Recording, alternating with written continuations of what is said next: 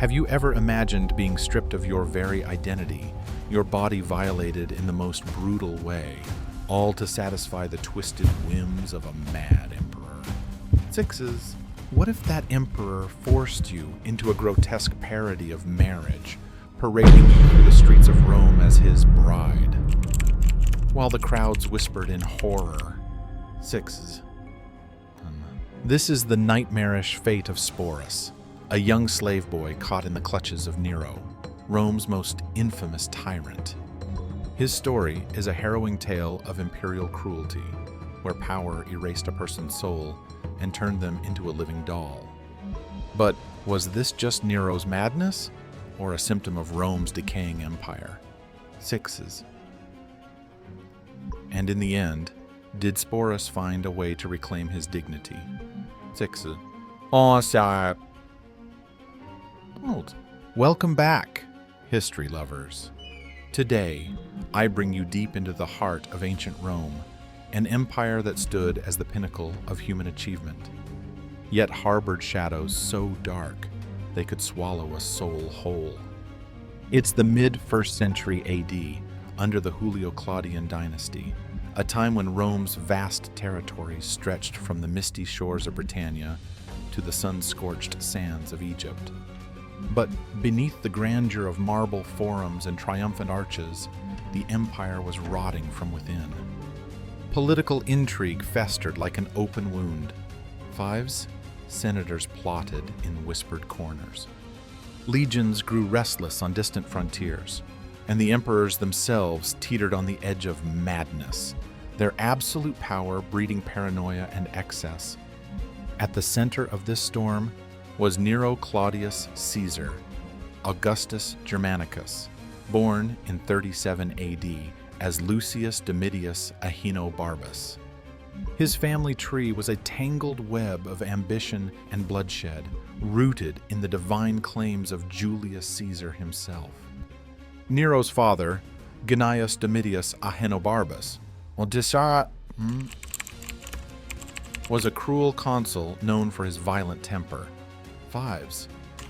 Chronicler Suetonius tells us he once gouged out a man's eyes in the forum for daring to criticize him. His mother, Agrippina the Younger, was no less ruthless. Fours. She was the sister of Caligula, that infamous emperor whose reign of terror included declaring himself a god and appointing his horse to the Senate. Agrippina schemed relentlessly, marrying her uncle, Emperor Claudius, in 49 AD, and poisoning him 5 years later to install her son on the throne. As Tacitus writes in his annals, she dominated Claudius completely, and her ambition knew no bounds. Nero ascended at just 16 in 54 AD, amid a Rome buzzing with hope for renewal after Claudius's stagnant rule. But the cultural norms of the era were a breeding ground for tragedy. Slavery was the empire's backbone. Fives. Millions toiled without rights, their bodies mere property. Eunuchs, castrated men or boys, were prized in elite households for their supposed loyalty and lack of threat to family lines. Gender roles were rigid yet fluid in the elite's depraved games. Fours. Emperors like Nero flouted norms, indulging in same-sex relationships while demanding public displays of traditional virtue. The atmosphere was one of opulent decay. Fours. Lavish banquets where guests vomited to eat more. Gladiatorial games spilling blood for entertainment, and a growing Christian undercurrent challenging pagan excesses. Into this world entered Sporus, whose early life remains shrouded in mystery, pieced together from fragments in ancient texts. Likely born around 49 to 50 AD, he was a pure delicatus. 5s, a delicate boy. 5s, enslaved in his youth, perhaps captured from a provincial family or born into servitude. Suetonius, in his Lives of the Caesars, describes him as a young freedman of remarkable beauty, with features so feminine they evoked comparisons to noble women. Cassius Dio, in his Roman history, adds that Sporus's soft, youthful appearance caught Nero's eye during the emperor's increasingly erratic rule. We know little of his childhood beyond inferences, of course.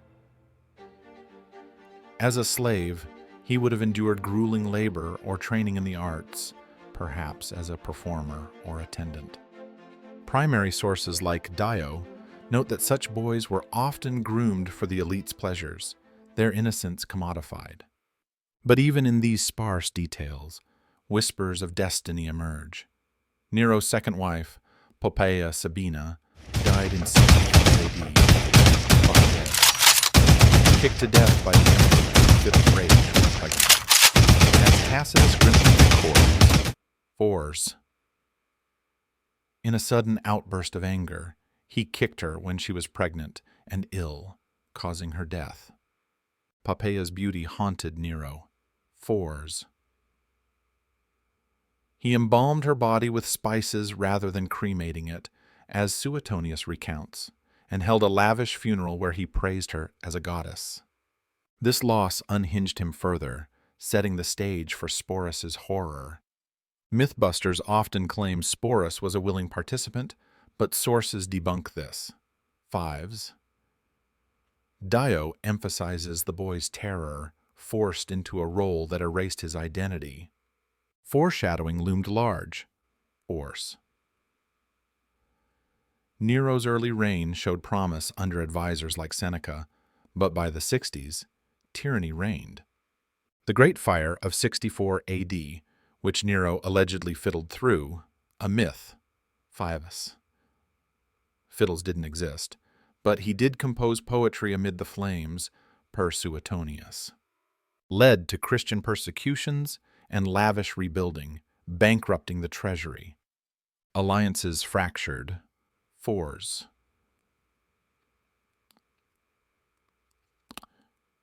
Senators like Piso plotted against him. In this volatile court, Sporus, Fives, a mere boy, Fives, would become a pawn in Nero's descent into delusion. As Dio writes, Nero's madness grew such that he sought to replace what he had destroyed. Little did Sporus know his delicate features would seal his fate in one of history's most grotesque transformations. But the situation was about to escalate dramatically, pulling Sporus from obscurity into a nightmare that would define his short life. Picture this. Fours.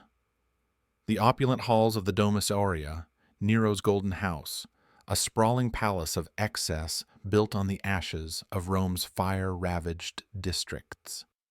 Marble columns gleam under torchlight, frescoes depict gods in erotic poses, and the air hangs heavy with incense, masking the underlying rot of empire. It's early 66 AD, and Nero, now 28, is spiraling. His marriage to Poppaea had been passionate yet volatile. Her death left a void he filled with increasingly bizarre acts. As Suetonius recounts, he castrated the boy Sporus and actually tried to make a woman of him. And he married him with all the usual ceremonies, including a dowry and a bridal veil, took him to his house attended by a great throng, and treated him as his wife. This first key event, 5S, the forced castration and marriage. 5S was no mere whim, force, and it stemmed from Nero's obsessive grief. Sources like Dio describe how Nero spotted Sporus in a slave market or imperial household, his fair skin and soft curls eerily resembling Poppaea. The emperor's command was swift and merciless, without anesthesia. Fives. Ancient surgery relied on wine or opium at best. 5S, Sporus, perhaps 15 or 16, endured the agony of emasculation. Imagine the boy's screams echoing through the palace corridors, the crude tools of Roman surgeons slicing away his manhood in a blood-soaked ritual. Why this choice? Sixes. Nero's delusion. Fours. He believed he could resurrect Poppaea's spirit in Sporus's body. The psychological impact was profound. 5. Sporus lost not just his physical form, but his autonomy, reduced to a vessel for imperial fantasy. The wedding followed, a spectacle of horror veiled in pomp. Nero dressed Sporus in Poppeia's gowns, adorned him with jewels, and paraded him through Rome in a litter. Crowds gathered, murmuring in shock as the boy, now called Poppaea or Sabina, was wed in a public ceremony. Tacitus, though not directly witnessing, notes in his histories the growing revulsion among the elite. 4. The emperor's debaucheries knew no bounds. Consequences rippled outward. 4. This act alienated senators, fueling the Pisonian conspiracy of 65 AD, where plotters like Seneca sought Nero's assassination. Though thwarted, it sowed seeds of rebellion. For Sporus, the immediate effect was years of sexual humiliation. 5. Nero treated him as consort, demanding intimacy in private chambers while publicly flaunting him at banquets. Visually, envision Sporus's wide-eyed terror amid jeering courtiers, his forced smiles hiding inner torment. But Nero's fall loomed, leading to our second pivotal event. 4. The emperor's suicide and Sporus's transfer to new tormentors. By 68 AD, rebellions erupted. 5. Governor Galba in Spain declared against Nero. Legions defected. As Dio vividly describes, Nero, abandoned by all, fled to a villa outside Rome, where he took his own life, crying, "What an artist dies in me." 6. The date, 4. June 9th, 68 AD. Chaos ensued in the year of the four emperors. Sporus, now a symbol of Nero's excess, became a prize. Otho, Nero's former ally and brief emperor from January to April 69 AD, claimed him. Why? 6. Otho had loved Poppaea and saw Sporus as a twisted memento. Suetonius notes Otho's affection. 4. He treated Sporus with the tenderness of a wife. Yet this tenderness masked continued abuse. 5. Sporus remained a plaything, his identity further erased. Analysis here reveals the deeper causes. 4. Rome's succession crises stemmed from the Julio Claudian's lack of clear heirs, exacerbated by Nero's childlessness. His daughter died young. Sporus's plight highlighted imperial decadence, eroding military loyalty. Long-term, it weakened the Principate, paving the way for Vespasian's Flavian dynasty. But for Sporus, the effects were personal. 5. Endless violation bred despair. Visually, picture the forum ablaze with riots, Sporus huddled in shadows as emperors rose and fell around him. The third key event builds suspense. 4. Under Vitellius, emperor from April to December 69 AD, Sporus's suffering intensified. Vitellius, a gluttonous brute, forced Sporus into public degradation. As Dio recounts, he compelled Sporus to play the role of a maiden being ravished in the theater, crying out in feigned ecstasy.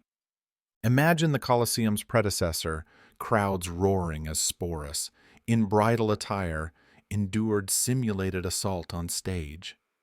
Why this cruelty? 6. Vitellius sought to humiliate Nero's legacy while indulging sadism. The choice stemmed from political theater. 5. Mocking the dead tyrant boosted his popularity amid civil war. Immediate consequences? 4. It broke Sporus's spirit, leading to his final act. Empire-wide, such spectacles fueled unrest, hastening Vitellius's downfall to Vespasian's forces. Throughout, Sporus's rise, 5, if one can call it that, 5, was no ascent to power but a descent into hell. Driven by emperor's insecurities and Rome's cultural acceptance of slavery's horrors. The far-reaching effects?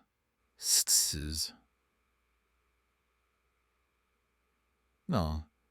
They underscored how personal tyrannies mirrored imperial collapse, setting precedents for future rulers' excesses. And now we reach the shattering climax, where Sporus's endured horrors culminate in a final, desperate bid for freedom. A moment etched in blood and defiance that still echoes through the ages.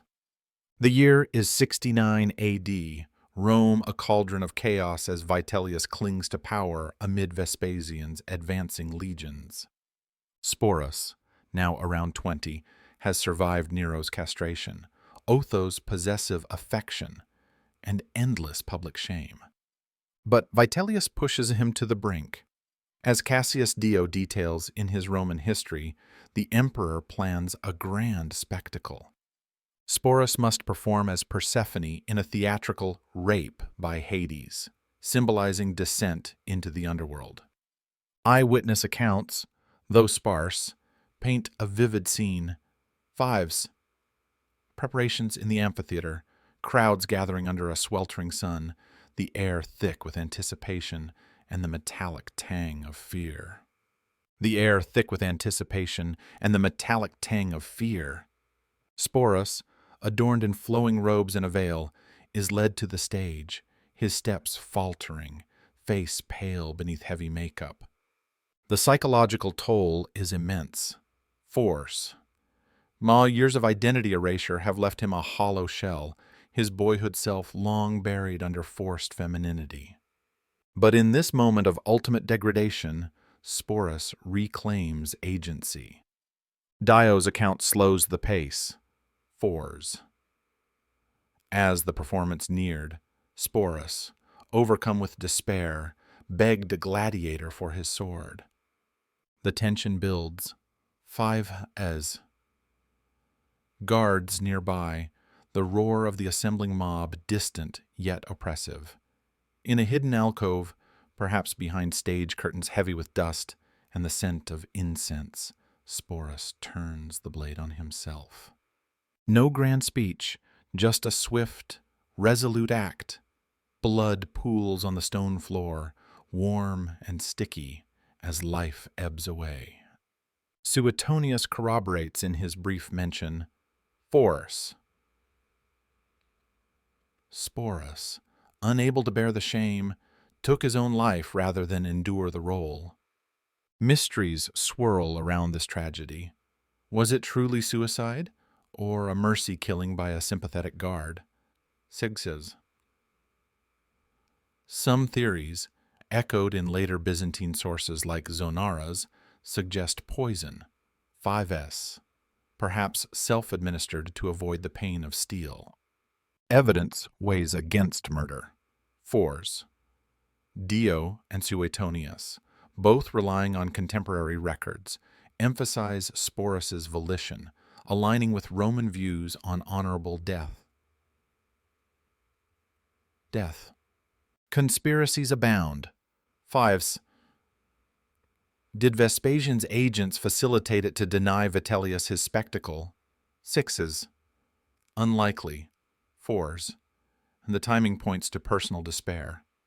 Medical analysis from modern historians, drawing on ancient texts, notes castration's effects. 4s.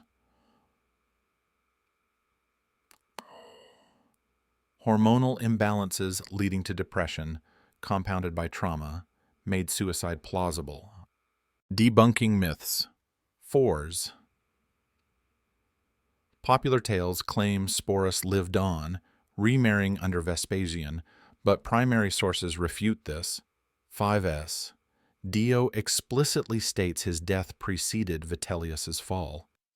The atmosphere is palpable. Force. Despair hangs like fog, Sporus's final breaths ragged, perhaps whispering a silent curse on his tormentors. In resignation, he embraces the blade, a defiant spark amid utter darkness. This act, though tragic, underscores the human cost of tyranny, a boy's broken spirit finally free. The ripples of Sporus's tragic end extended far beyond that bloodied stage, reshaping perceptions of power and leaving an indelible mark on history's canvas. In the immediate aftermath, his suicide denied Vitellius a propaganda victory, hastening the emperor's downfall. Vespasian's forces seized Rome by December 69 AD, establishing the Flavian dynasty and stabilizing the empire for decades. Sporus's story became a cautionary emblem of Julio-Claudian excess, influencing reforms like Vespasian's emphasis on moral austerity. Long-term, it altered Rome's cultural narrative. Fours. Later emperors avoided such public scandals. And the tale fueled Christian critiques of pagan immorality, as early writers like Tertullian cited it in attacks on imperial vice. Throughout history, portrayals have evolved. In medieval chronicles, Sporus symbolized divine punishment for hubris. Renaissance artists, like in obscure plays, romanticized him as a martyr of love. Modern media varies. Fours, in Quo Vadis, 1951 film, he's a minor tragic figure. Sarah Ruhl's play, Orlando adapts him into a gender-fluid icon, contrasting with historical victimhood. In books like Colleen McCulloch's Masters of Rome series, he's depicted with empathy, debunking myths of complicity. Fies.